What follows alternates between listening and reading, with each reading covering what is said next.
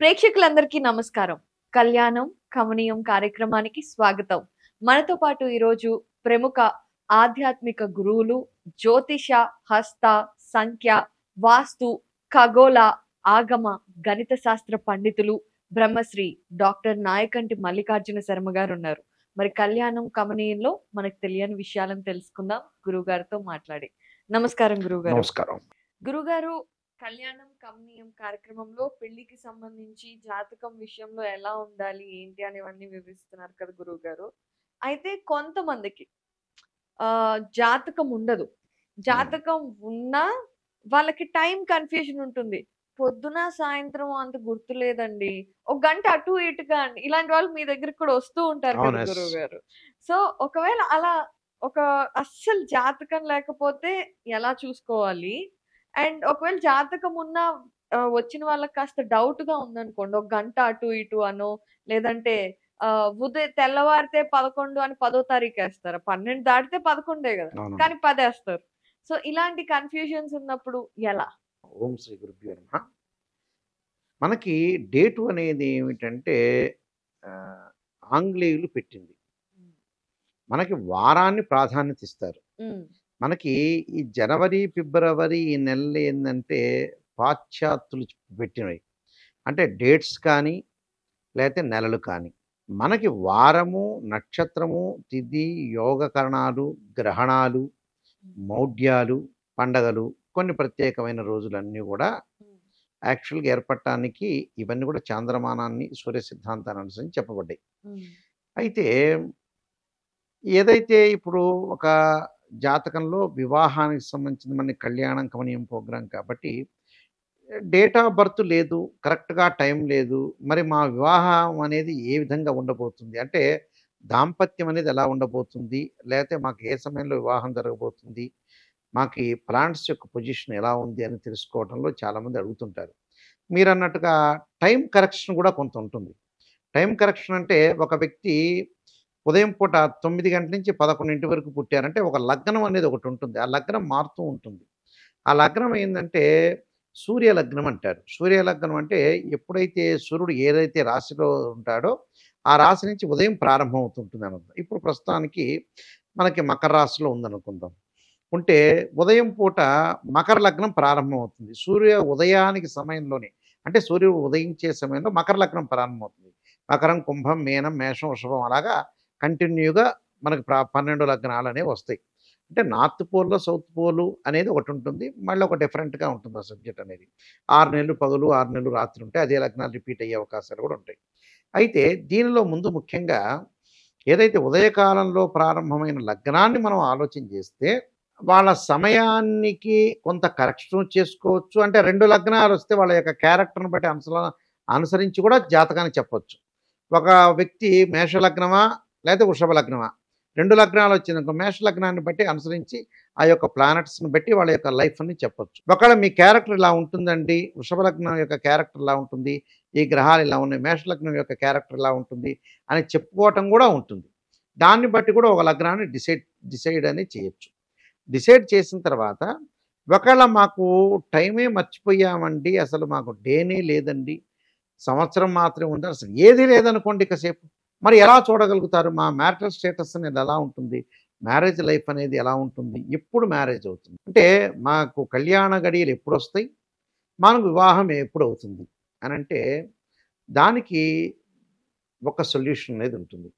హస్త సాముద్రికం అంటే this is the ఫార్మిస్ట్రీ అని చూస్తారు. ఫార్మిస్ట్రీలో ఏమిటంటే శుక్రగ్రహ క్షేత్రాలు ఉంటాయి. అంటే సహజంగా ఏమిటనంటే మనకి చూపుడు వేలు ఎప్పుడు కూడా గురువుకి సంబంధించింది, అంటే ఈ చిటికిన వేలు బుధుడికి సంబంధించింది, ఈ వంగరపు వేలు రవికి సంబంధించింది, మధ్యలో వేలు శనికి సంబంధించినవి. అలానే ఇక్కడ కుజక్షేత్రాలు, శుక్రక్షేత్రాలు ఇవన్నీ కూడా ఉంటాయి. అలానే ఇక్కడ చూస్తే రేఖలు కూడా వివాహం అవుతుందా కాదా అనేది కూడా తెలుస్తుంటుంది. అంటే ఈ హస్త సాముద్రికం ప్రకారంగా కూడా మనం వివాహాన్ని నిర్ణయం చేయొచ్చు. ఆ వివాహం ఎప్పుడు అవుతుంది, లేకపోతే శుక్రగ్రహం వీక్ ఉందా లేదా, లేకపోతే శుక్రగ్రహం అనేది బాగుందా, కుజుడి యొక్క క్షేత్రం బాగుందా, అలానే బుధుడి యొక్క క్షేత్రం బాగుందే, గురువు యొక్క క్షేత్రం బాగుందే అనే దాన్ని బట్టి కూడా హస్త సాముద్రికాన్ని బట్టి కూడా మనం జాతకాన్ని చెప్పవచ్చు. అంటే దిస్ ద ఫార్మిస్ట్ అంటే పురాతన రోజుల్లో చెప్పబడేది. అంటే సన్లైన్ అంటారు కొంతమంది. ఆ సన్ లైన్ ఎక్కడుంది, లేకపోతే శనికి సంబంధించిన లైన్ ఎక్కడుంటుంది, తర్వాత శిరోరేఖ ఆత్మరేఖలు ఉంటాయి మనకి. పైన 2 రేఖలు శిరో ఆత్మరేఖలు అంటారు. అలానే పక్కకుండేది ఒక ఆయుష్ రేఖ అంటారు. ధనరేఖలు, శంకు చక్రాలు, మణికట్లు, అలానే ద్వీపాలు, త్రికోణాలు, స్టార్స్, అంటే దీని యొక్క గుర్తులు ఉంటాయి కొన్ని. కొన్ని ఎలా ఉంటాయంటే ఇంటూ గుర్తులని, కొంతమంది ప్లస్ గుర్తులని, అలానే డివైడ్ గుర్తులు, రకరకాల గుర్తులు ఉంటాయి ఇందులో. ఈ రకరకాల గుర్తుల్లో కూడా ద్వీపాలు ఉంటాయి, ఎక్కువగా త్రికోణాలు ఉంటాయి, అలానే ప్లస్ గుర్తులు, వంకర్ టింకల గీతలు, చిక్కులు, రైల్వే జంక్షన్లా చిక్కులు, ఇలాంటివన్నీ కూడా చూసి అసలు వివాహం అవుతుందా కాదా, వివాహానికి సంబంధించిన పీరియడ్ అనేది ఉందా లేదా, వివాహం ఆఫ్టర్ మ్యారేజ్ వాళ్ళిద్దరు ఎలా ఉంటారు అనేది కూడా ఫార్మస్ట్రీ ద్వారా కూడా చెప్పుకోవచ్చు. అయితే ఏంటంటే ఫార్మస్ట్రీకిను what is the difference between palmistry and horoscope? Difference between ఏంటంటే ఫార్మస్ట్రీలో ఒక 60-70% తెలుస్తుంది, ఈ హారోస్కోప్లో వచ్చే 100% తెలుస్తుంది. దానికి దీనికి డిఫరెన్స్ అంతే. ఓకే. కానీ విషయం అనేది బయటకు వస్తుంది, విషయం వస్తుంది. దాని యొక్క ఫార్మస్ట్రీలో దాని దోష పరిహారాలు ప్లస్ ఏదైతే శుక్రగ్రహ క్షేత్రము, కుజగ్రహ క్షేత్రాలు ఉంటాయి, ఆ క్షేత్రాలను బట్టి తర్వాత గురుబలం ఒకటి, తర్వాత దీన్ని చేసుకొని ముందుకు వెళ్ళాలి. అంటే ఈ ఫార్మస్ట్రీని అనుసరించి చెప్తే మనకి క్లియర్గా వస్తుంది. కొంతమందికి ఏమవుతుందనంటే ఇప్పుడు ఫోన్లో అడిగేవాళ్ళు కొంతమంది ఉన్నారనుకోండి, ఆ హస్త సాముద్రికం ప్రకారంగా ఈ రేఖలు కరెక్ట్గా దానిలో కనపడవు. అవును. ఇప్పుడు మనం స్కాన్ తీసినా ఏది తీసినా కూడా గురువుగారండి మేము ఎక్కడ ఫారిన్ కంట్రీస్లో ఉన్నామండి, న్యూయార్క్లో ఉన్నాం, ఇది మేము పెట్టాము, కొంత కనపట్టలేదు, అస్పష్టతగా ఉంది, కనపట్టలేదు రేఖలు చూసుకుంటే, వాళ్ళని సింటమ్స్ని బట్టి కూడా అర్థం చేసుకోవచ్చు.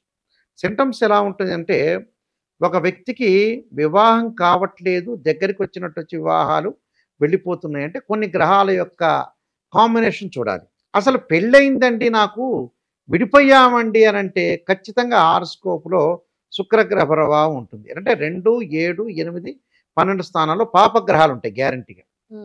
ఒక వ్యక్తి మనం టెస్ట్ చేసామనుకోండి, ఒక వ్యక్తి విడిపోయామండి గురువుగారండి, నా పేరు చెప్పను, నేను అస్సాముద్రికం చూపించను, నేను విడిపోయాను, వాట్ ఈస్ ద రీజన్ అంటే ఖచ్చితంగా ఆ పాయింట్ నేను చెప్పిన పాయింటే ఉంటుంది.